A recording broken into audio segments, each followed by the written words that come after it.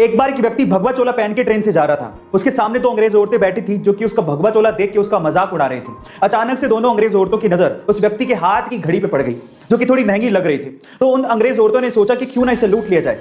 उन दोनों अंग्रेज औरतों ने इस व्यक्ति से कहा कि तुम हमें ये घड़ी दे दो, अदरवाइज हम लोग पुलिस को बुलाएंगे और ये कहेंगे कि तुम हमसे बदतमीजी कर रहे थे। उस व्यक्ति ने बात सुन के भी अनसुनी कर दी और ऐसे रिएक्ट किया कि उसे जैसे सुनाई नहीं देता।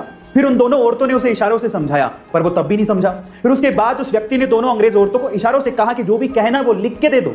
तो उन दोनों अंग्रेज औरतों ने ये लिख के दिया कि तुम हमें ये घड़ी दे दो, अदरवाइज हम पुलिस को बुलाएंगे और कहेंगे कि तुम हमसे बदतमीजी कर रहे थे।